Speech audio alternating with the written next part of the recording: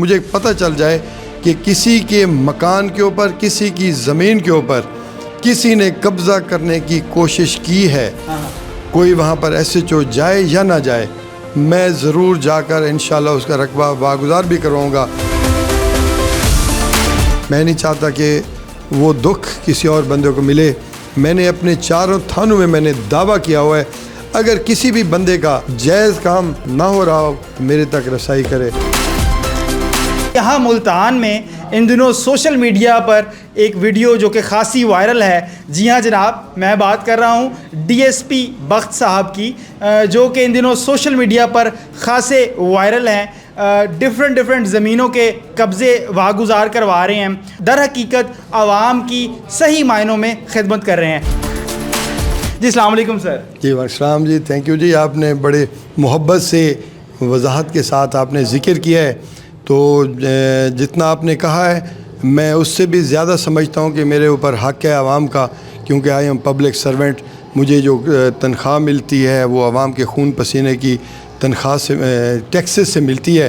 میرے افسران کی میرے اوپر بڑی مہربانی ہے، وہ اعتماد کرتے ہیں، تو اس لیے آپ بورڈ کے اوپر دیکھیں کہ اس سرکل میں میری تعیناتی تقریباً 2 سال ہو گئی ہے، اور میں سمجھتا ہوں میں عوام کی خدمت کے لیے اللہ تعالیٰ نے مجھے یہاں پر رکھا ہوا ہے، کیونکہ یہ بڑا لمبا سرکل ہے، 4 تھانے ہیں، بڑے معاملات ہیں ادھر، تو میرے افسران کی بھی مہربانی ہے کہ میں یہ سمجھتا ہوں کہ میں نے اپنے دروازے کھول کر رکھے ہوئے ہیں۔ آپ دیکھیں کہ یہاں پر اگر سائل آئے تو اسے یہ دشواری پیش نہ ہو کہ کسی سے اجازت لینی ہے، اجازت نہیں لینی۔ دوسری کلاس میں پڑھتا تھا میں، تو اس وقت ہمارے ایک مکان تھا، اس کے اوپر قبضہ ہو گیا، پھر انہوں نے دیوار توڑ کر قبضہ کرنے کے بعد پھر وہ بیچ دیا، پھر اور نے لے لیا، پھر اور نے لے لیا۔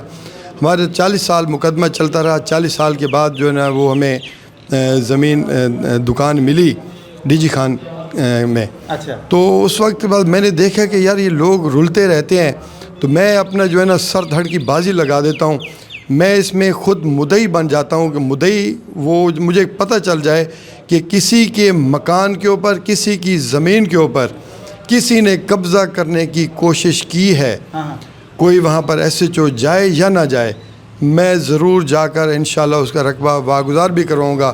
ابھی آپ کے سامنے ایک خاتون آئی ہوئی تھی، وہ کہتی میں 2 سال سے چکر لگا رہی ہوں، تو میں نے آپ کے سامنے پوچھا ہے کہ بی بی آپ میرے پاس آئی ہیں؟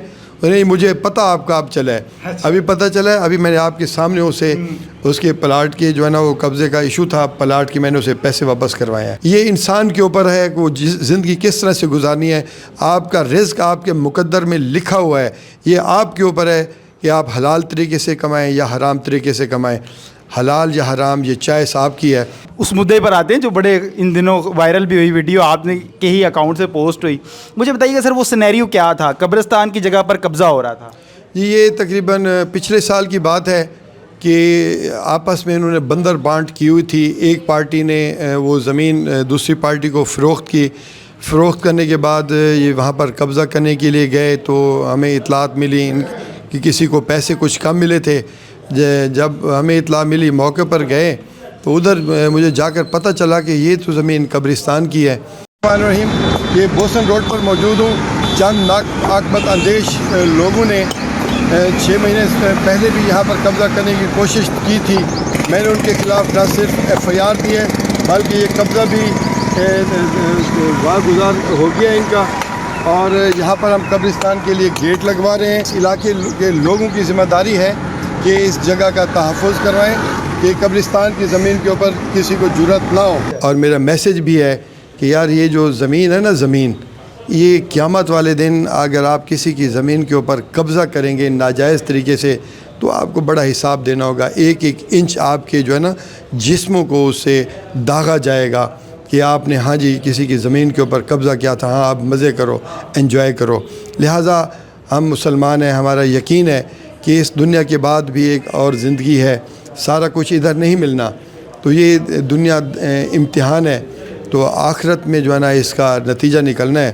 کوشش کریں کہ اللہ کی رضا کے اوپر راضی ہوں، محنت کر، حسد نہ کر، اور شارٹ کٹ کوئی بھی نہیں ہے۔ محنت کرنے والا اللہ تعالیٰ انسان کو جو محنت کرتا ہے اس کا صلہ ضرور دیتا ہے. ناظرین، آپ نے ڈی ایس پی بخش صاحب، اور یقیناً میرے خیال میں جب بات کی جاتی ہے کہ پولیسنگ میں ریفارمز آ رہی ہیں تو ڈی ایس پی بخش صاحب ایسے منصب پہ بیٹھے ہوئے وہ میرے خیال میں ایسے نظر آ رہا ہے شاکسانہ کہ واقعی پنجاب پولیس اب ریفارمز کی جانب گامزن ہے. اسی کے ساتھ جی اپنے میزبان رومیل طارق گل کو دیجیے اجازت. اللہ نگہبان.